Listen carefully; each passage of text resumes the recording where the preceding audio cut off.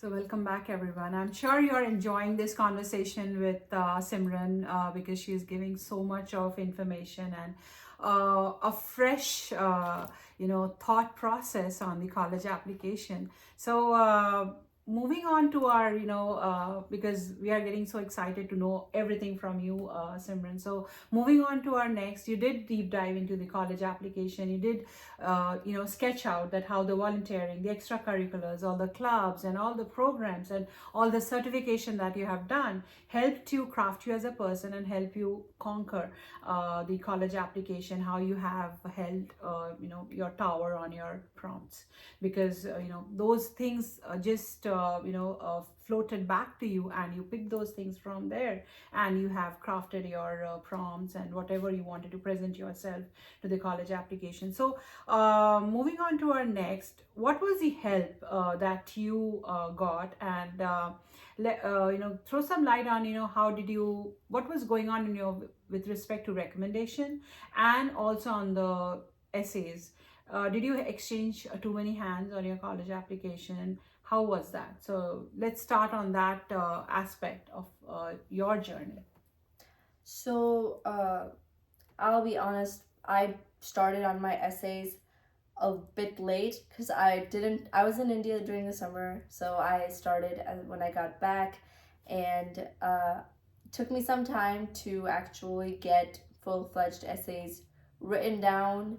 And I had like four personal statement sample essays that I was trying to choose between, which ones were the best ones. And so I had my parents read them, I had my counselor read a few of them, I had my peers review them. I really trusted my peers, so I had them review them. Uh, it's also a gut feeling too, which one you feel like really is gonna resonate with other people. If the people who review them are also leaning toward a certain one, probably go with that. But yeah, I think counselors are definitely a big help because I know my counselor, she worked for admissions with Duke, so I trusted her advice on the essays. And my parents, I asked them for advice on a specific one, which was about, so this personal statement essay was about my journey from India to America. Essentially, I started it with like a scenario or imagination of how my life would be if I were in India right now, and how it actually is now that I'm in America. And I ended it off with a reflection of like how the opportunities that I'm getting because I was fortunate enough to be in America, and how that motivates me to keep pushing and take advantage of all these privileges that I have here and not take anything for granted. And so that's what drives me to always keep working hard, taking advantage of everything given to me, and reaching my goals. So that was one personal statement essay that I had my parents review, and they were like, because they also have a similar experience of coming from India to America and sacrificing a lot of their life for my education. And I had another personal statement that was about gymnastics. So it's also important that not always writing about education and school and everything. You also have to show that you're a well-rounded person who is involved in other hobbies. You go out there and you have other things that you are engaged in that are also just for fun, and that you have a personality essentially outside of school, outside of being a student. So I wrote about gymnastics where I was scared to do it at first because I was starting so late, so I was stuck with more youngster kids, and how I thought I wasn't gonna last and everything. But once I actually started, and because I just always loved it so much, I kept learning and I kept working hard and trying my best, and I slowly advanced and got to the advanced level, which was with some more older kids. And essentially it was, I detailed a moment where I was trying to learn a skill for weeks and I couldn't get it, and when I finally got it, the moment between my coach and me where we were like, yeah, that like, you just have to keep at it and it eventually does pay off.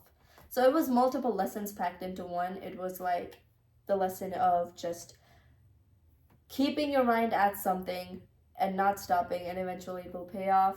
The lesson of not being afraid to go ahead and do what you want, even if it's in an uncomfortable place or unusual situation. And yeah, that was one essay. The other ones I had were not as good, so I don't really remember what I wrote for them. Yeah, one was about summer ventures actually, but I had about 4 personal statement essays that I was trying to choose between. I used some for some applications, others for other applications, depending on what the colleges like to look for as well. Like, let's say if a college is looking for well-rounded students, or like persevering students, or whatever their focus is on, which you can usually find out from their like statement goal on their website or whatever. Or you, especially talking to current students from that college, if you know any, or sometimes in schools, like ambassadors from that college will come over and really asking them these deep questions about what the college's environment is like, what they want in their student body. That really helps to craft your personal statements for each individual college. Now that's the personal statements, right? Moving on to the specific essays, which are the additional essays, supplementals is what they're called. Those usually differ for each college, and that really is just what I had talked about before, using your specific experiences to answer those, and being your authentic self, answer it as honestly as you can. May have exaggerated a little at some points, but you stick to what's the truth and what you actually gain from your life. And then recommendations, make sure to have your brag sheet prepared in a good formal format, even with a blurb at the beginning to send to the people you're asking for recommendations, so that obviously your first choices will be professors or teachers who are the closest to you, who you've worked with in clubs, who are your advisors, or who you struggled in their class and they really helped you bring that grade up, so they know your work ethic. Or teachers who, or sometimes it's not even teachers, you can ask recommendations from people outside of school. So let's say your coaches, or anyone who knows your work ethic, your leadership abilities, your intellectual ability, your speaking abilities, anything, right? The ones who know you best and can advocate for you and show that, yes, this student is like really, they're really talented or hardworking in this one area, or well-rounded, or they can really speak on behalf of you and say, like, to the college, yeah, you want this student. So make sure to pick out your good recommenders. Reach out to them way in advance of the deadline, like at least I would say try to do like 3 weeks, 4 weeks in advance. I know I was a bit late, like I did 2 weeks in advance, but yeah, make sure to do that. And what you send them your resume, you send them in the email like, oh, I'm applying to this university, I want like you to write my recommendation because, say something you enjoyed about their class and the time you spent with them, what you've learned from them, and how you think they know you best. And yeah, just sometimes it means kissing up to them, but also like truly saying, like, through the experience that you've shared with that recommender, why you think that they would be best for writing this application to you. Also in that email, you can include buzzwords that, like, if you say, oh, I would like you to write my recommendation for UNC Chapel Hill, whatever like buzzwords that UNC Chapel Hill wants, they sometimes like to see certain words in, or adjectives in the recommender's letters. You can use those words in the email to get them in the recommender's mind, so that they would use those in their application. I mean, not in their application, in their recommendation letter. So that's the email that you write, and then you want to send them your resume, and then also send them that brag sheet and maybe have a blurb at the top about, you know, your career goals and your not even career goals, or career goals of course, but also adding on to that your personal goals or your community goals, your long-term legacy goals, like, you know, just what you are as a person, your hobbies and everything. Show them all the tell them all the things that they don't know about you yet, which if you're asking someone who is close to you, usually they also already know these things, but you still want to have that in there. Add the things that they might not know about you, and that really helps them write a more personal recommendation letter. And also in terms of the quantity of recommenders, if the recommender isn't going to have something substantial to say about you, don't include it. It's not the quantity, it's the quality. Now, I had 3 really good recommenders that I really wanted to add. I felt like each of them could say something different about me that would give more unique information about me. So I had about 2 to 3 recommenders for each of my college applications. So yeah, it really depends. Remember, for even essays too, recommendations, everything, quality over quantity. Yeah. Wow, we got a brilliant, I guess, a tagline from Simran. And from the deep conversation that I'm having with her, I'm enjoying it thoroughly. I think I also have my own, I can be a college application advisor now, Simran, after talking to you, because you've detailed out so well. And we have an articulator, we have a planner. Just see the way she has, elaborated, detailed out everything for you. She mentioned that, I had 4, college, tell me about self, tell me about yourself. She prepared, 4 takes of that. Then she kind of tried to stitch those different, according to the college research that she has done. What is the nature of the college? She used to put that, in place. She has detailed out how you should craft out your recommendation and how much information that you should give to a recommender, because those information are very handy. She mentioned that, blurb out on the colleges that you want to apply. Give them that help with the keywords that colleges are looking, and the recommender can include those keywords in their recommendation.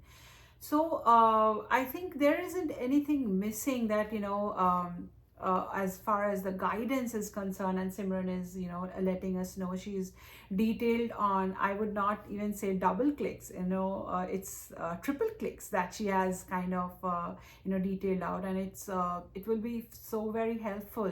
Now you know that, how much and how deep to go on your brag sheet, on your recommendation, that you're, she just mentioned that try to attach your brag sheet as well, so that they have a very good, and you should not have too many recommenders. She also mentioned that she had 3 pivotal people that she wanted to kind of, have them recommend about her. So everything that you need to know and edge out on the college application and, stand out, she has given you the goal and the path, how you have to do it. And from her insight, I think I can also start a new career. Thank you so much for that, Simran. That was really wonderful. Now, let's deep dive into the, because you're pretty unique on that. You got a full ride on ECU. So let's talk on that. How did you achieve that? How did you conquer that? What was the extra thing that you did? And tell us something about that. And of course, you did mention offline that, you had to kind of prepare 2 videos, and so yeah, take us through that journey. We are all excited and we are all interested to listen out on that. Okay, so I'm gonna start with this piece of advice that apply to as many scholarships as you can, big and small. Apply to everything. Especially the big merit scholarships that usually each university has. They'll have like their honors college scholarships, and then they'll have their full ride scholarships. North Carolina students, you'll know that NC, not at NC State, sorry, UNC Chapel So Hill. I'll just interrupt over here, Simran, for a bit. When you say that type of scholarship, can you throw some light on what exactly do you mean by the different categories of scholarship that you mentioned? So there's, okay, first of all, in terms of financial aid, there's the federal financial aid that you may get. I know it's not big for many people, so it's not that important. There are outside scholarships, which are also rare to come along, but there are some really big ones. So if you apply to those, like I know my friend, she got Horatio Alger. There's someone who got the Questbridge scholarship, and so there's many outside scholarships like that that are just from separate organizations themselves. And even if you have small ones, you can stack them up and it can sum up to a big amount. And those scholarships may be need-based, they may be merit-based. It really depends on the scholarship. And then there are the institutional scholarships. I'm not too sure about this, whether they're need-based or merit-based completely, because I'm an international student. So the only scholarships that I was really eligible for were merit scholarships. So I'm going to speak on that more. So each school has their merit scholarships, which are solely based on, they're not need based. Doesn't matter if you're rich or poor. So it's only based on your academics and achievements. Yeah. And so for those, there are ones that can be small, like say $5,000, $2,000. And there usually colleges will give some money just based on your actual college application, like no separate application, and they'll give you money based off of that. Like I got about $2,000, $5,000 in between there from just based on my college applications.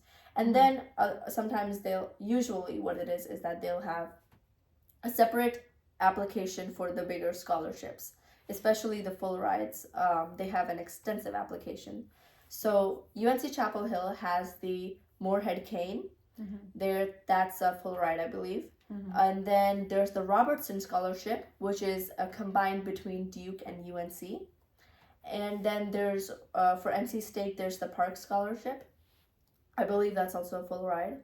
So basically, I applied to all of these. I got to the semifinal round for Park Scholarship. And I know my friend, she got to the semifinal round for Moorhead Cane. Did not make it to the finals, unfortunately. And that really depends on, so it's very competitive. It is such a competitive process. You might get in somewhere else and might not make it to the next round somewhere else, even though, they're pretty similar scholarships and you have a similar application for all of them. It depends on what each scholarship is looking for in their students, and it also depends on what the competition is. So that's why you really have to go and try for everything. You have to apply as much as you can and make sure you put out the best that you can, and go with the flow. Don't be disappointed if something doesn't work out. You just have to use it as a learning opportunity. So I know for my Park Scholarship, in the semifinal round, which was the interviews, they were on Zoom actually. So that was unusual, but it was also my first actual interview in my life. So I was really nervous. I knew I kind of, and I knew my nervousness showed, but after that I used it as a learning opportunity. And I know I did much better in my interview for ECU scholarship because I had that experience before. So it's important to get that practicing in for interviews as well. And so those were those. And then the one that I actually got for ECU, I think this one was one of the most extensive applications that I did. I know Moorhead, Cane, and Robertson, they had maybe one video and a bunch of essays. But Brinkley Lane, they had 2 videos. And so one of them was, literally the prompt was just tell us something that we don't know about you yet from your essays. very open-ended, very just like so the aim is to make a video that is memorable, that they will remember you for something specific, like something unique or whatever it is, that it just needs to be memorable, you know? Mm-hmm. So for that video, I think I combined a lot of like, I made an edited video of like a bunch of my hobbies, and I, with a voiceover, I explained why I do each of them, like what I gain from doing them and why they're important to me.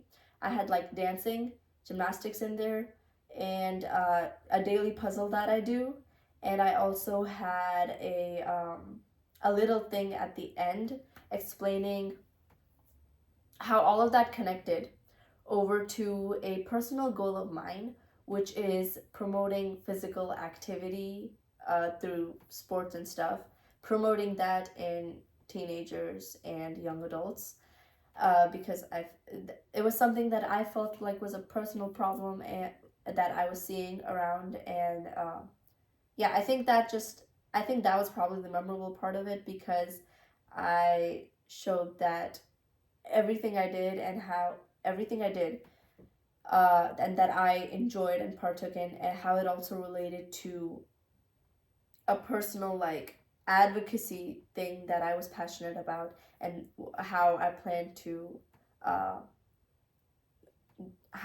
take initiative on it as a doctor in the future. And then the other video was asking what is a word. It was something about what is a word that you think describes something, like everyone should have, a quality that everyone should have. And so I talked about discipline.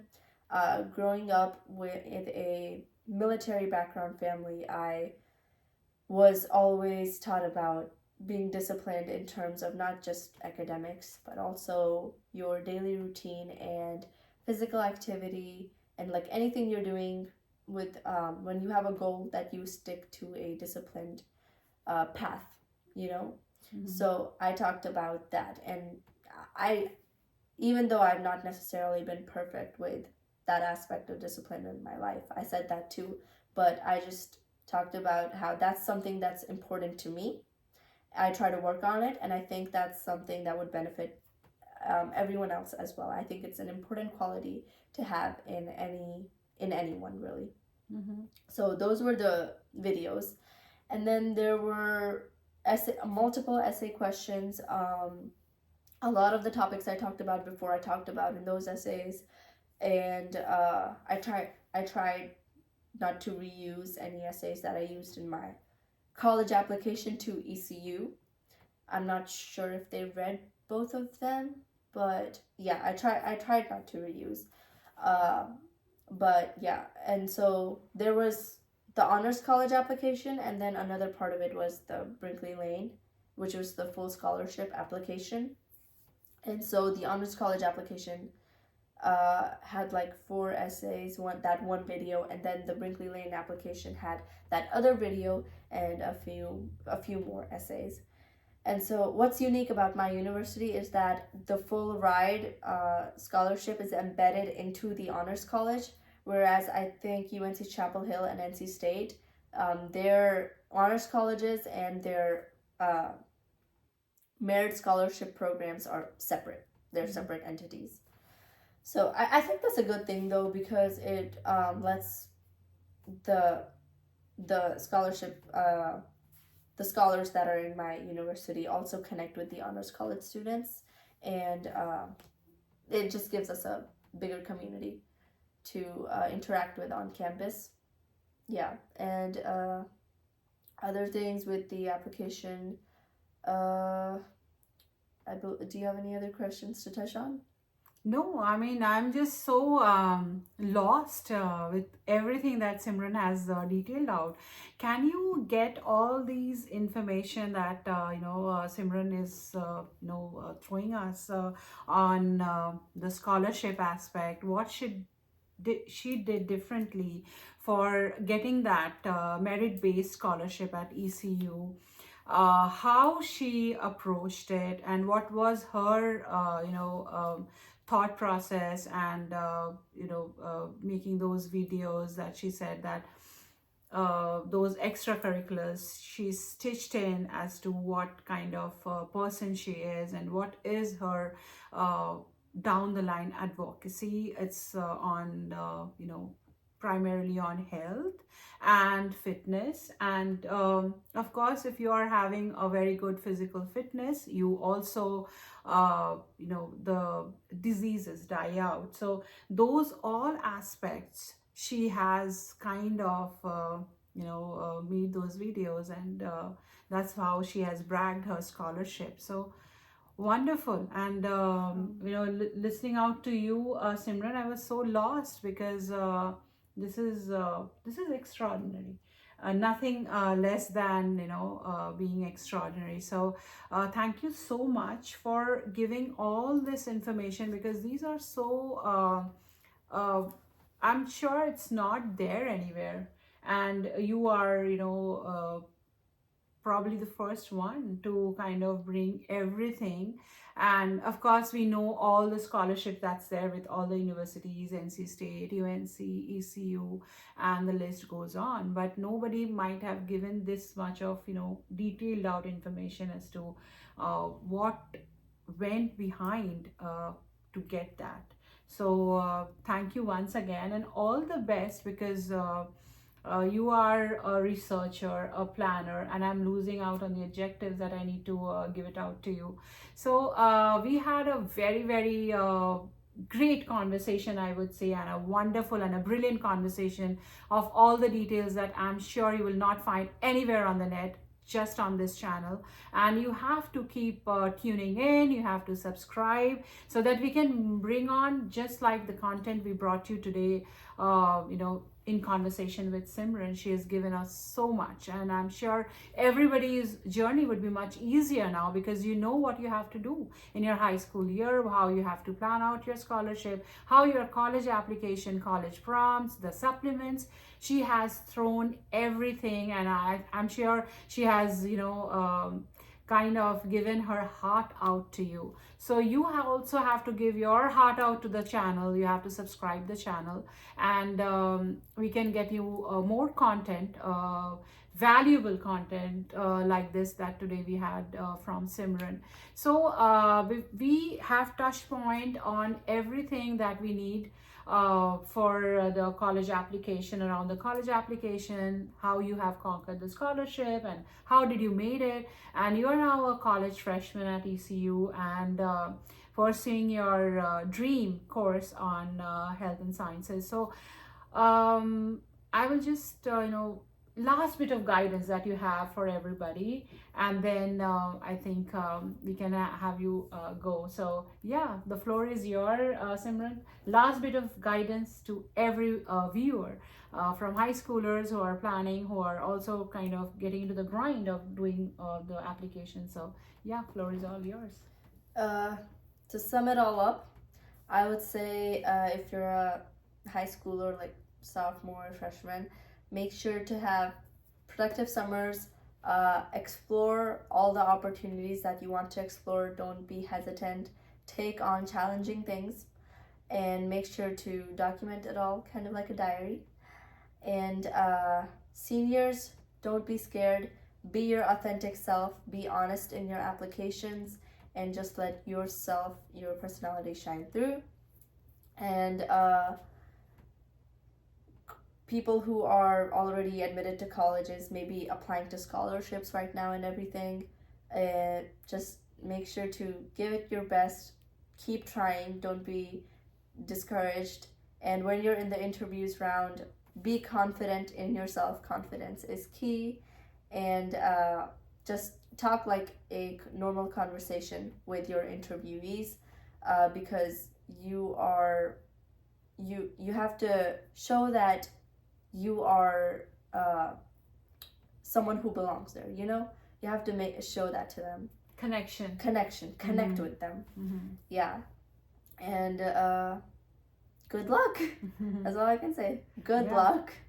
Thank you so much once again, Simran. And I guess you've also given us tagline. You've also given your, such a brilliant piece of experience that if you are, not get selected somewhere, take it as an experience and apply it somewhere else, which is going to be, make you a winner there. So, she, Simran just said that, she took an interview at NC State and it didn't fall. She went to the second round, but that experience she took to ECU, and then today, rest is history. So thank you once again, Simran, sharing all your information. And if you have any questions, I know there was a lot of deep conversation, a lot of detailed things that we have tried to cover on this channel, but I'm sure you will have a lot of question cloud on top of your head. If you have that, comment on this channel and we'll try our super best to give those answers to you, because we have a lineup of supporters who are here to support you, guide you, and take you to the pinnacle. That's about it. So tune in for more till we meet next. Thank you for your viewership and subscribe.